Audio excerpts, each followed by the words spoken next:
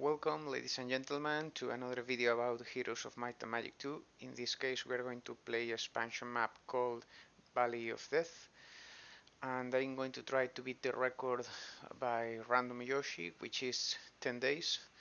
And for that, I will start with the same strategy as him, which is choosing the Barbarian and run to the north to take the teleport. However, I will change some of his techniques. For example, I will start gathering money in the first day, and then I'm going to buy a second Barbarian, which hires wolves, and I'm going to pass the wolves to the main hero, so the main hero will rank much more in the next days.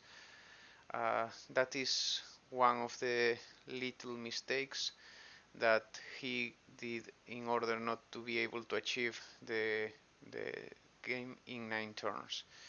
I just now have to run and pick the gazebo to gather another level. Here I get expert pathfinding. I first got logistics in the first gazebo, and since I am worried that I'm not going to have advanced logistics before reaching the final island, what I'm going to do here is to battle in this town, and I'm going to get some experience by killing these goblins, orcs, and dwarfs. Unfortunately, I need the wolves for the final fight, and I was reckless because I advanced with the wolves like if there were no tomorrow. So now I have to retreat from the uh, front line of battlefield and let the dwarfs um, do the rest. Fortunately, the orcs stop hitting the wolves. Then I can approach with the dwarves, and I save the day. Luckily, I have not expert luck. I have as a player a master luck. So I have already expert pathfinding and basic logistics, as you can see. Here it is essential to rescue the knight hero. This is necessary because remember that the speed of the hero is calculated by the speed of the slowest creature at the end of the turn. So we need to remove the slow creatures from the main hero, so when I start the next turn, the only creature he has are the wolves. Now we give back all the creatures to him for the next battle, and pray that in my battle against the gargoyles, I'm not going to lose my only wolf, because it's the creature that makes my hero run so fast in the first turns. So here I will skip every turn with the wolves. And again, I am lucky that, as you know, the Heroes of Might and Magic 2 always attacks the range attack creatures first. But then he decided to attack the dwarves all the time, and with the goblins and the dwarves, and also with the peasants, who were going to say that the peasants were so important in a battle. Uh, I smash the gargoyles, and then again I remove the slow creatures by approaching with the knight, in this case Dimitri. So for the next turns, the hero will run fast. I left the goblins here, but it was it proved to be a mistake. So then I have to remove them again from the hero, because in the final island I would not reach the castle in time. So with the other heroes I gather money for the case I had to buy genies and ghosts. Uh, Here my strategy finally differed also from the strategy by Random Yoshi. Uh, I don't find the genies useful if you want to reach the castle in 9 days. It's You have to choose genies or ghosts, and the choice is of course ghosts, because ghosts are really broken if you can multiply them. So I get some money and reach the final island with advanced logistics and expert pathfinding, but I was super lucky, and finally, after many hundreds of games, in this chest I also got the expert logistics. So I just ran to get the ghosts. I don't have any other distraction here. And once I get the ghosts, I multiply them by fighting the skeletons.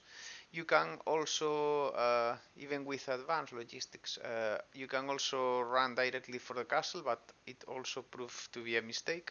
I need to multiply the ghosts first, and you need like 70 something ghosts if you want some hope to win. Uh, I lost the wolves, but it's no problem because they are useless in the battle, and I am not going to spend any other turn. And I now find the Necromancer here that is going to help me multiply the ghosts a little bit more. Uh, I first choose to attack the mummies because the mummies can hurt my ghosts more than the skeletons. Then I multiply to 20 to 26, and uh, then I kill the bone dragon. One bone dragon is not a threat, but 8, like in this case, they are a threat. The bone dragons and the vampires can hurt my ghosts, so first I tackle the bone dragons. Thanks to the mummies I recover some of my creatures. Now I'm going to attack the vampires because they can damage and I cannot counterattack. And now I need to attack the skeletons because then I just increase my number of ghosts again. So this is how I won the battle.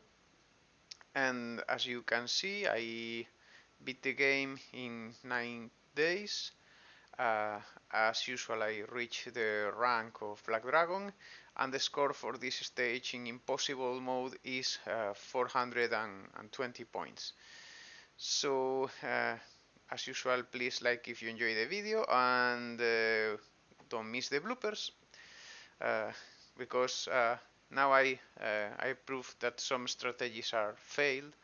Um, for example, what happened if I go for the genies or if I go directly to the castle. In this case, I'm going to show you what happens if I get the genies and go to the castle. There are 2 lamps.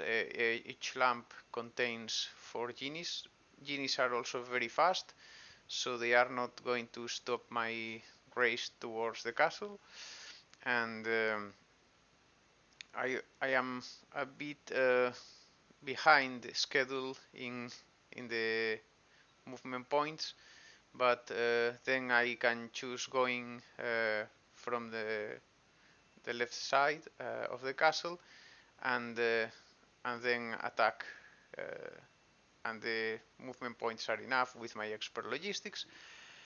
The problem is when I attack with the genies. As you may know, genies have a chance to kill half of the creatures just because of their ability, but this didn't work here. I only killed 2 bone dragons.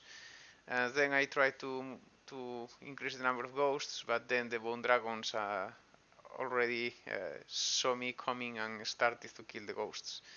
So as when I lose the genies, everything is already hopeless because with only 5 ghosts, the bone dragons and the vampires will destroy me, and did happen.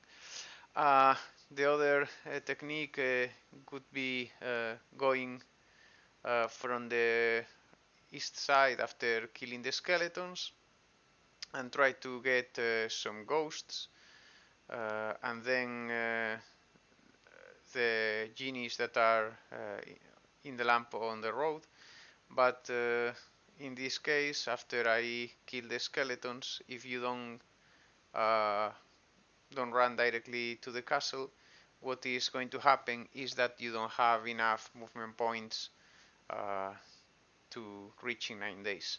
I was really scared in the main game that I wasn't reaching because of the hero that was near the entrance, but I had the enough uh, movement points to reach the castle in my last movement point.